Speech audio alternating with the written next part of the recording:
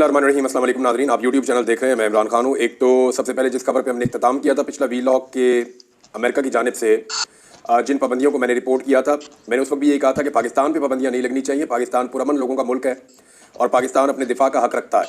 खित्ते में जो है वो ताकत का तवाज़ुन बिगड़ना नहीं चाहिए और इसके लिए पाकिस्तान जो है वो अपनी एक दिफाई सलाहियत रखता है ताकि अगर कोई और मुल्क पाकिस्तान पर अटैक करे या करने का सोचे तो पाकिस्तान अपना मुकम्मल दिफा कर सके। अब यही मौक़िफ़ जो है पाकिस्तान तहरीक इंसाफ ने भी दिया है। उमर अयूब साहब का और जुल्फ़ी बुखारी साहब का इसमें स्टेटमेंट भी आ गया है और बड़ा क्लियर स्टेटमेंट है उनका इस बारे में। और पाकिस्तान तहरीक इंसाफ ने यही मौक़िफ़ रखा है कि जो पाबंदी लगी है, यानी मैं आपको उनकी खबर पढ़ के सुना देता हूँ। जुल्फ़ी बुखारी ने कहा, फिर उमर अयूब ने भी कहा, तो एक जैसी बातें हैं। उन्होंने कहा अमेरिका की जानिब से पाकिस्तान के बैलिस्टिक मिसाइल प्रोग्राम में मदद फराहम करने वाली 4 पाकिस्तानी कंपनियों पर पाबंदी आयद करने की हम मुखालफत करते हैं और पाकिस्तान के जोग्राफियाई पोजीशन की वजह से यह ज़रूरी है कि पाकिस्तान अपनी कौमी खुद मुख्तारी के तहफ़्फ़ुज़ के लिए हमेशा मुनासिब इक़दामात करे।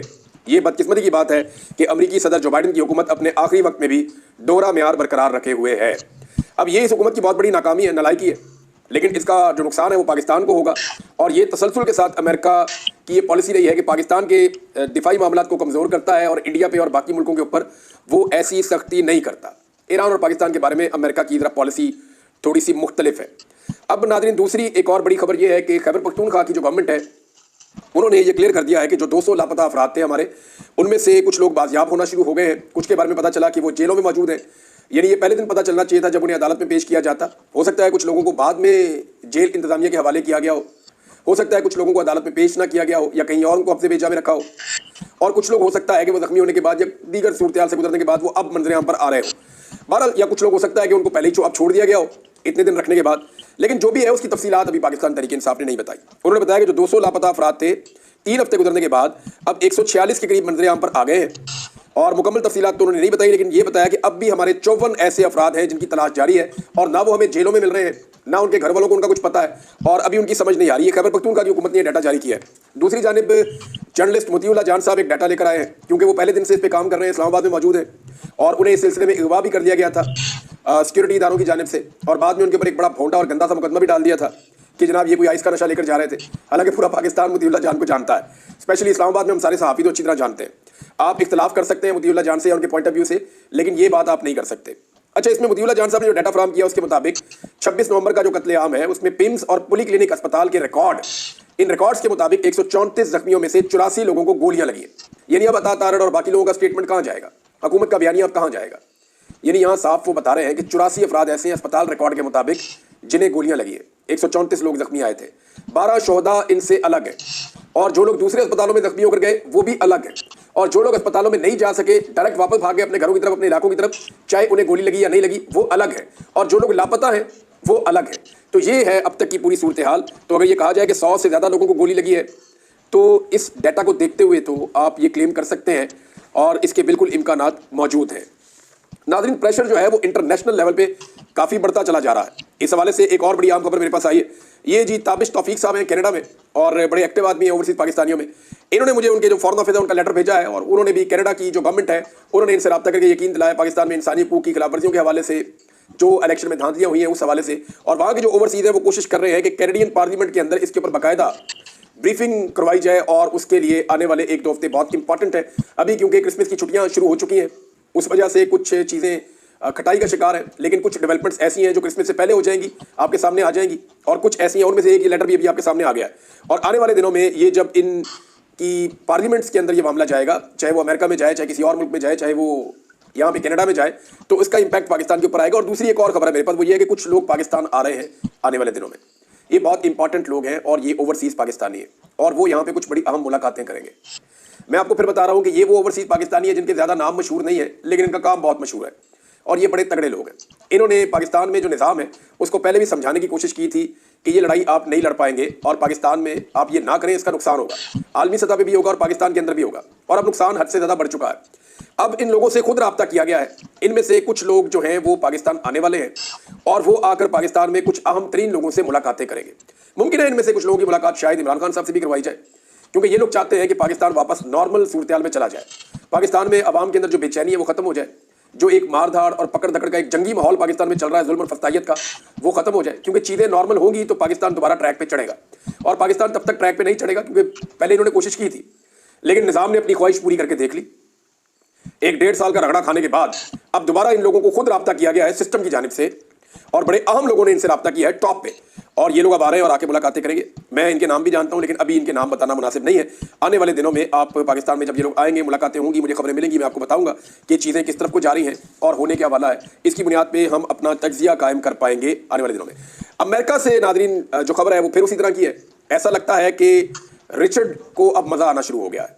उसे इस बात की समझ आ गई है कि वो इन्हें चढ़ा रहा है और वो शायद सिचुएशन को एंजॉय कर रहा है। देखिए, मैंने कुछ जो रिचर्ड को बहुत करीब से जानने वाले लोग हैं उनसे मैंने पूछा, मैंने कहा ये क्यों पीछे पड़ गया है? क्योंकि अभी उसने इमरान खान साहब की ट्वीट जो मैंने आपको पिछले वीलॉग में पढ़ के सुनाया, उनका पूरा का पूरा स्टेटमेंट 26 नवंबर के हवाले से, 9 मई के हवाले से, इलेक्शन में धांधली के हवाले से, अदलिया के हवाले से, मीडिया के हवाले से, उन्होंने बड़ी डिटेल स्टेटमेंट दी है इमरान खान साहब ने। और मैं हैरान हो रहा था कि एक कैदी जिसका फैसला महफूज किया गया है वो इतना अपनी पिच से बाहर निकल के कैसे खेल सकता है।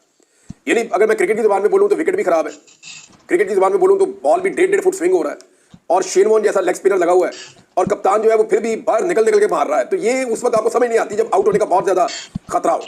तो इमरान खान साहब वो खतरा उठा रहे हैं और रिस्क ले रहे हैं। ऐसा लगता है कि उन्होंने अपनी कश्तियां जलाई हुई हैं। अब उसको जो वो ट्वीट था, जो बड़ा सख्त ट्वीट था, उसको रिचर्ड ने जो है वो रीट्वीट कर दिया, और उसके अलावा उसने एक और ट्वीट किया और उसमें उसने हैरत का इजहार किया और उसने कहा कि देखें 10 मिलियन उसके व्यूज हुए, ऐसा कभी नहीं हुआ। और उसको इस बात का आइडिया हो रहा है कि जो मौक़िफ़ मैं ले रहा हूँ, पाकिस्तानी पूरे के पूरे उसके साथ खड़े हैं, और 10 मिलियन व्यूज़ बिला वजह उसे नहीं मिले हैं रिचर्ड को। तो रिचर्ड जो है वो अब मुझे लगता है उसको मज़ा आना शुरू हो गया। उसे समझ आ गई है कि सारे चोर डाकू इकट्ठे हो गए, इन्होंने रजीम चेंज ऑपरेशन तो कर दिया है, लेकिन अवाम के अंदर इनकी मकबूलियत कोई नहीं है, और अवाम के अंदर जो मकबूल लीडर है वो जेल के अंदर है। और वैसे भी अमेरिका में जो अब हुकूमत बन रही है वो अमेरिकन डीप स्टेट के खिलाफ बन रही है। अमेरिका के अंदर जो हुकूमतें, रजीम चेंज करने वाला सारा जो निज़ाम है, उसके खिलाफ अमेरिका में बड़े लंबे अरसे के बाद, या मैंने तो अपने पूरे करियर में पहली मरतबा देखा है कि कोई अमेरिकन सदर जो है वो अमेरिकन एस्टैब्लिशमेंट को शिकस्त देकर इक़्तिदार में आया। तो अब वो वैसे ही एस्टैब्लिशमेंट से नफरत करते हैं, तो चाहे वो अमेरिकन एस्टैब्लिशमेंट हो चाहे कहीं बाहर की हो, तो उसका रद्द-ए-अमल तो पाकिस्तान पे आएगा। अब इससे पहले कि वो रद्द-ए-अमल आए, मेरे ख्याल में पाकिस्तान में बड़े इक़दामात पाकिस्तान की मुक़्तदरा को लेने पड़ेंगे, और ना सिर्फ पाकिस्तान की मुक़्तदरा को लेने पड़ेंगे, कुछ और भी चीज़ें और डेवलपमेंट्स आप होती हुई देखेंगे। अब एक ही रास्ता है पाकिस्तान की गवर्नमेंट के पास कि अमेरिका में भी ट्विटर बंद करते जाके। यही वहाँ तो बंद नहीं कर सकते ना। पाकिस्तान में तो कोई बंदा ट्वीट करता है उसको पकड़ के सारे खानदान समेत अंदर कर देते हैं, बच्चियों को उठा के अंदर कर दिया, खवातीन को उठा के अंदर कर दिया, लोगों को उठा के जेलों में डाल दिया, लोगों को उठा के अगवा कर दिया। वो अवैस यूनस है, एक पॉलिटिकल कारकुन है, सारा पाकिस्तान जानता है कि वो पढ़ा लिखा इंसान है, उसका एक नजरिया, एक आइडियोलॉजी है इमरान खान की, उसके साथ वो खड़ा है, ये उसका राइट है, वो इधर खड़ा हो या इधर खड़ा हो, आप जबरदस्ती उसे कहीं खड़ा होने पर मजबूर नहीं कर सकते। एक पढ़ा लिखा सुलझा हुआ नौजवान है और उसने कभी भी इखलाक से गिरी हुई बात नहीं की। उस बंदे को उठाकर गायब किया हुआ है, पिछले 2 हफ्ते से ज्यादा हो गए। किस जुर्म में उसको अगवा किया हुआ है? क्या किया उसने ऐसा? क्या वो मंशियात स्मगलिंग करता है, या वो दहशतगर्द है, या कहीं उसने बम फाड़ दिया है? अभी एहसानुल्लाह एहसान, उसके बारे में जो स्टेटमेंट आया मैं पढ़ के हैरान हो गया। ये एक रिटायर ब्रिगेडियर है महबूब शाह साहब, इन्होंने स्टेटमेंट दिया और हिलाकर रख दिया पूरे पाकिस्तान को, और मुझे तो बहुत शर्म आई ये स्टेटमेंट सुनने के बाद।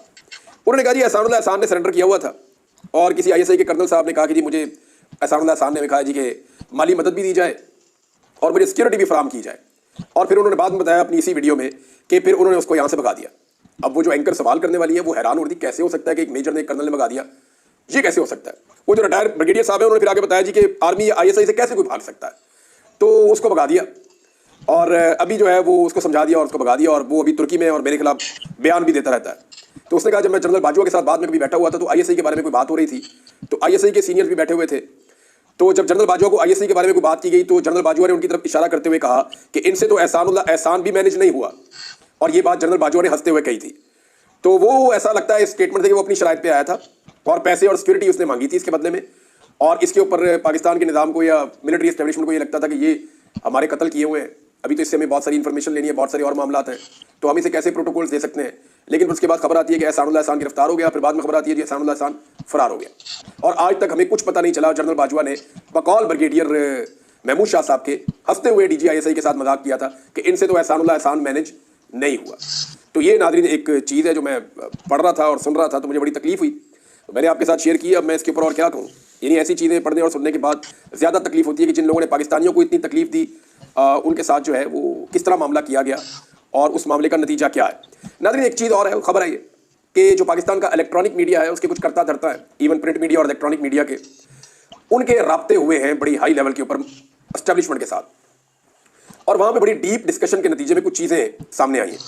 एक तो उन्हें बताया गया है एस्टेब्लिशमेंट को कि जनाब आप जब मीडिया के ऊपर इतना सख्त डंडा रखेंगे और हमारी रस्सी को इतना टाइट कर देंगे और हम बोल नहीं पाएंगे तो हमारी क्रेडिबिलिटी कम हो जाती है। तो जब हमारी क्रेडिबिलिटी कम हो जाती है तो लोग सोशल मीडिया पे शिफ्ट हो जाते हैं।